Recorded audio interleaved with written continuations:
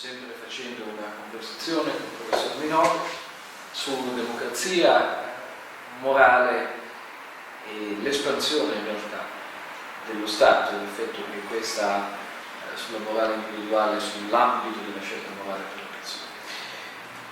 It seems to me that when you're describing democracy as a role in moral life, you're also touching on the phenomenon of the enlargement of the sphere of state action that went together with democracy, just as a matter of historic fact. Yeah.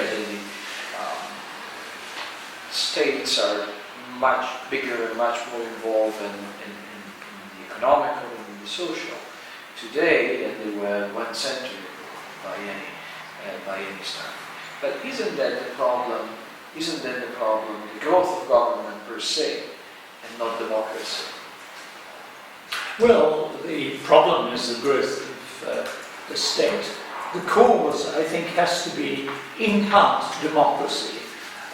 It's a lot of other things as well, of course. It's an increase in administrative techniques, in technology, in moral sentiments that have spread. So it's a question of the causes that have led to this enlargement of the state's domain.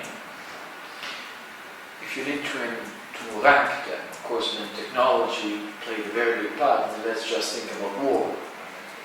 Wars in the last century were terrible in a way it wasn't possible even to forecast just 50 years before. But if you need to provide a ranking of the causes by which the state grew so much in the 20th century, democracy as a decision-making process would be first. I don't know how one could rank them because it's not a sequence. Democracy is certainly a device without which it could not have happened. Technology is absolutely central because the wartime experience taught governments what was possible. It educated them in the possibilities of taking over society and transforming it. I think the basic point is the distinction between conservatism on the one hand and radicalism on the other. Conservatism accepts human beings as they are and makes proposals possibly to change the law in this or that respect. The point about radicalism is that it is much more ambitious. It wants to transform society, not merely the state, but society itself, by using the power, the authority of the state to take over wealth and redistribute it. But it is the passion to make a better society. A so-called better society usually leads to disaster, as it did during the French Revolution and during the communist revolutions of the 20th century. But nonetheless, this intention to improve the lot of mankind is like a sort of strange illusion that has gripped Western civilization and continues to be important. Indeed. One may say, though, that we've been trying to limit government for quite a while. And the whole history of classical liberalism, up to a certain extent, classical liberalism, not liberalism period, is an attempt to seize and constrain people in government. We had constitutionalism. We tried to develop a bunch of different devices to do so. At the end of the day, were they successful? If not, what was the fatal conceit behind them that brought them not to be successful? Who is the we? I mean, some people wanted to reduce the power of government, but a very large number of people saw in the power of government the instrument that could make for a better world.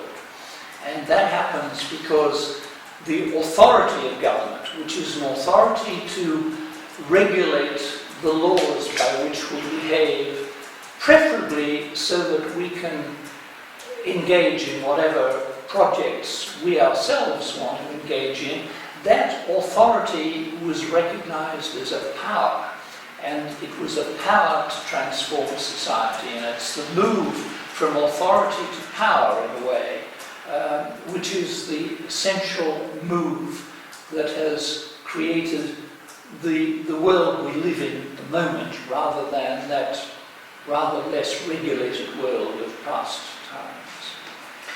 It is a scientific endeavor in your research in inviting the Servile Mind.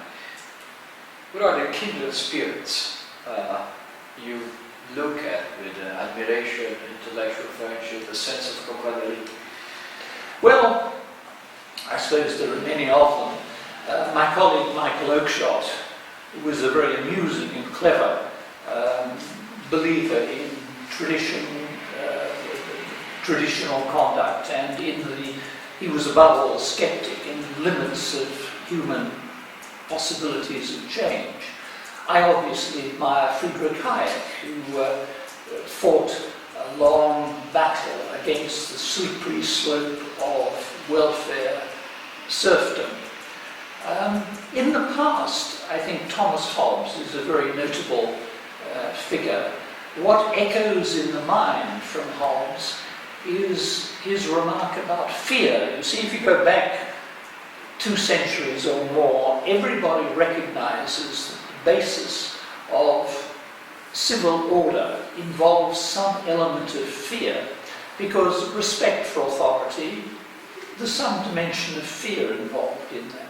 Whereas the thing about the 21st century, the thing about the last 2 or 3 generations, is that we want to abolish fear from human life altogether. And I think Hobbes was right to emphasize that it really is very important indeed. I also like Hegel. I mean, Hegel is not greatly admired by classical liberals as a rule, but nonetheless, he really is a very intelligent an analyst of modern European states.